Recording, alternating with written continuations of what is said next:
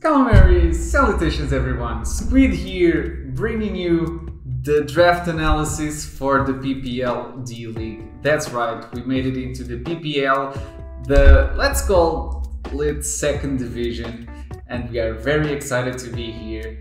Thank you to Jack for inviting me into the league, and this is gonna be a banger. I actually know my schedule and there's lots of people that I haven't faced before, so I'm really excited for that.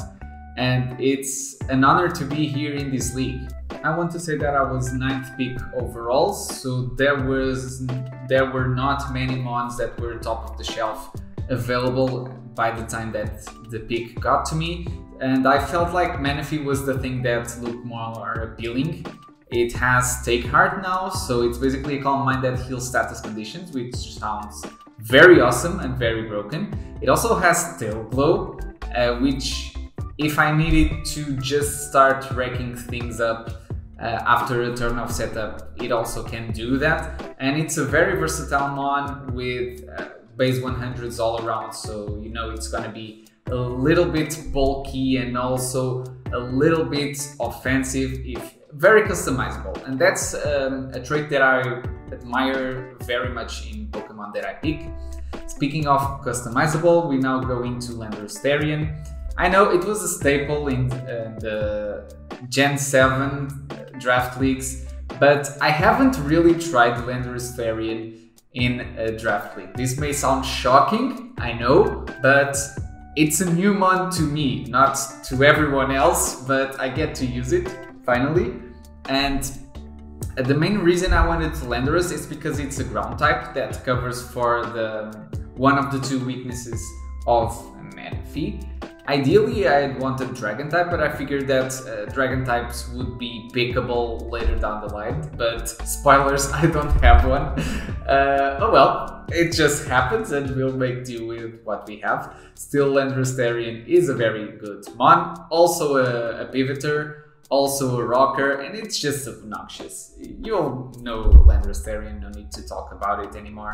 So I went for Weavile next, and the reason I went for Weavile is that I felt like it was underpriced in the draft. It was like 14 points and it basically got everything back but triple XL, but who hits triple XL anyway, so it basically got everything back.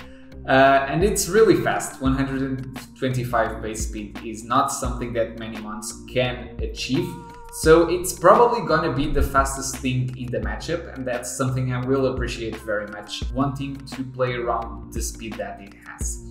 Next we go into Tinkaton. So Tinkaton is a great support mon, and I have really strong top tier picks, and I felt like a support mon was due right now. Also Tinkaton gets the two weaknesses that it has, ground and fire, get covered by both the Manaphy and the Landorus, so it synergizes well in that sense. And so I can bring in the Tinkaton, try and hit a support move like Stealth Rocks, like Encore, like Thunder Wave, like Knockoff, and then go safely into one of my top tier threats later down the line.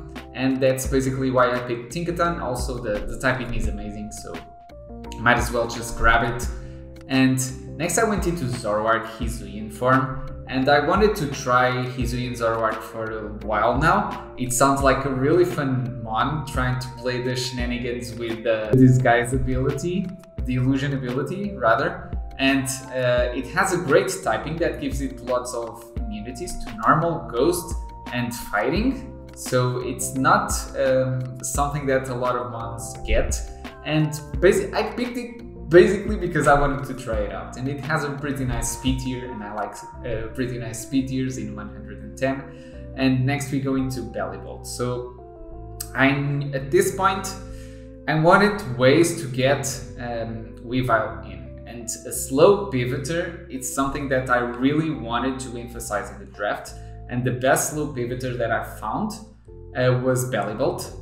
One, because it's a Terra Captain, so I picked those Terra types that you're seeing there, and it completes a Volturn core, and also having an electric type is really good. Bellibolt is really underrated, I feel like, and it's gonna prove people wrong. I feel like Bellybolt is gonna put an amazing amount of work this season, and I just can't wait to show you guys how much work it's going to do in a team that has Manaphy, in a team that has Landorus, in a team that has Weavile. I think Bellybolt will surprise a lot of people. So next, I was thinking that I had really good setup mons in my team, so I wanted a way to support those setup mons. And Abomasnow came to mind. It's another Terra Captain. I had a Terra budget just enough for those two Terra Captains. And the Aurora Veil is amazing for setup mons that I have in my team. And also, because it's a Terra type, I can basically get rid of the bad typing that it has. So it's also a plus in that point. Because the worst thing about Abomasnow is basically its typing, so getting rid of that dual typing is really good. It also gives a defense boost to Weavile with the snow, so that's also awesome. Next we go into Hawlucha. Hawlucha filled a role in the draft at this point, which is being a removal. I had no removal whatsoever until this point. So Hawlucha, I picked it because it's a defogger, basically. It's also a pretty good check to some things. And being really fast and a pivoter can basically clear the way for other stuff. Of course, it's still a setup sweeper if I want it to be, so I'm still gonna use it in that sense. And since I had no defoggers at this point, I picked Hawlucha and then I picked Weezing to double down on defogging, and I wanted a poison type, and it can be a grounded poison if I wanted it to. But the levitate ability is way too good to pass up at sometimes, and it's also got toxic spikes, and who doesn't love toxic spikes, am I right? So next we go into Armarouge. I still hadn't fire type, so I picked one, and I picked one that could synergize in terms of what the team had to offer. And in this sense, I had screens, and Armarouge, being such a good setup sweeper, felt like a good pick to fill that role. It's also a pretty good wall breaker, and I only had like Weavile, and Weavile is a physical wall breaker, so I wanted something more on the special side, and that's why I grabbed Armarouge. And last but not least, with the budget I had left, I thought to myself, what's the most annoying thing that I can pick to make my opponents be annoying?